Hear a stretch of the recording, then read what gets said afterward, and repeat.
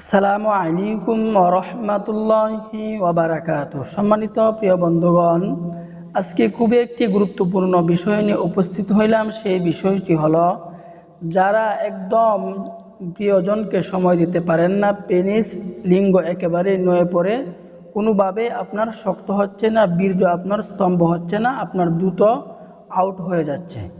আজকে আমি এমন একটি গাছের বীজের সাথে আপনাকে পরিচয় লাভ করে দিব, পরিচিত হব।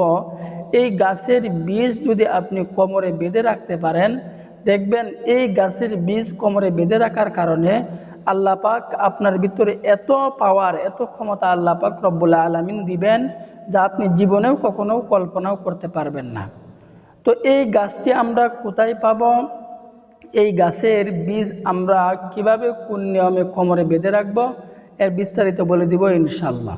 তো আমাদের মাঝে অনেক যুবক ভাইয়েরা আছে যারা অসৎ পথে নিজের জীবন এবং যৌবনকে নষ্ট করে ফেলছে হস্তমৈথুন করে। আমাদের সম্মানিত যুবক ভাইদেরকে বলবো, সকলেই এই হস্তমৈথুন কাজ থেকে আপনাকে বিরত থাকতে হবে।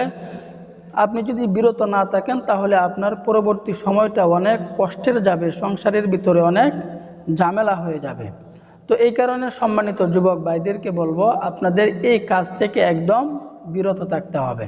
তো আজকে আমরা আল্লাহর উপর, অনেক ভাইয়েরা আবার এই কথা বলে যে গাছের কোনো ক্ষমতা নাই।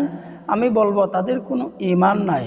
কারণ আল্লাহ পাক রব্বুল আলামিন গাছগাছালির মধ্যে অনেক পাওয়ার দিয়েছেন, অনেক ক্ষমতা দিয়েছেন, যেই গাছগাছালি ছাড়া মানুষ কখনোই বেঁচে থাকতে পারে না। যে গাছগাছালি ছাড়া মানুষ কখনোই বেঁচে থাকতে পারে না, এত পাওয়ার আল্লাহ পাক রব্বুল আলামিন এই গাছগাছালির মধ্যে দিয়েছেন। তো এরপরে আল্লাহর উপরে ইয়াকিন রেখে, বিশ্বাস রেখে আমাদেরকে আমল করতে হবে, কাজ করতে হবে। আল্লাহর উপর ইয়াকিন রেখে, বিশ্বাস রেখে যদি আমল করি, তাহলে আল্লাহ পাক রব্বুল আলামিন অবশ্যই অবশ্যই এটার সফলতা, এটার সুফল আল্লাহ পাক আপনাকে আমাকে দান করবেন। কারণ আল্লাহ পাকের রহমত অতি দ্রুত আসে, অতি নিকটে আসে। এই কারণে আল্লাহর উপরে ইয়াকিন রেখে, বিশ্বাস রেখে আমাদেরকে আমল করতে হবে, কাজ করতে হবে। তো আজকে আমরা যেই গাছের বীজের সাথে পরিচিত হব, সেই গাছটি হচ্ছে রসবরী গাছ। আমি আবারও বলছি, গাছের নামটি আমি আবারও বলতেছি, সেই গাছটি হচ্ছে রসবরী গাছ। তো এই গাছের মধ্যে একটি ফল হয়ে থাকে, যেই ফলটি আপনার একদম ফটকার মতো দেখা যায়, ফটকার মতো হয়ে থাকে।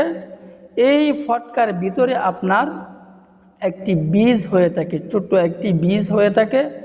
এই বীজটা আপনাকে নিতে হবে।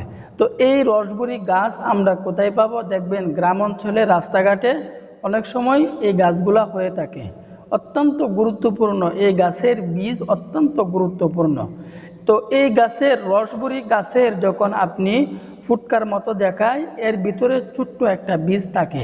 তো এই ছোট্ট বীজটা আপনি সংগ্রহ করে ফেলবেন। তো সংগ্রহ করার পর আপনাকে কোন নিয়মে আপনাকে মাদুলিতে বাঁধতে হবে, মাদুলির ভিতরে কোমরে বাঁধতে হবে, এর বিস্তারিত বলে দিচ্ছি ইনশাআল্লাহ।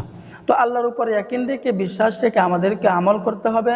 আল্লাহ পাক রব্বুল আলামিন যদি না চান আপনার রোগ দূর না হোক, তাহলে পৃথিবীর কোনো মানুষ আপনার রোগকে কখনোই দূর করতে পারবে না। দেখুন, কারো না কারো মাধ্যমে আপনার রোগ দূর হবে, এটাই কিন্তু মাধ্যম, এটাই কিন্তু সিস্টেম।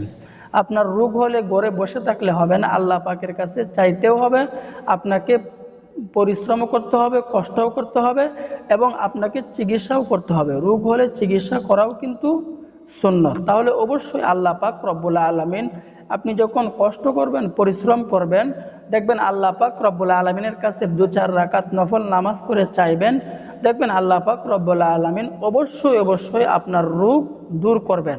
আল্লাহ পাক রব্বুল আলামিন রোগ দূর করার জন্য শেষ রাত্রিতে আমাদেরকে ডাকতে থাকেন, অভাবের মধ্যে থাকলে আমার কাছে চাও, ঋণের মধ্যে থাকলে আমার কাছে চাও, অসুস্থতার মধ্যে থাকলে আমার কাছে চাও, আমি আল্লাহ পাক রব্বুল আলামিন তোমাকে দিব, তোমাকে দান করব।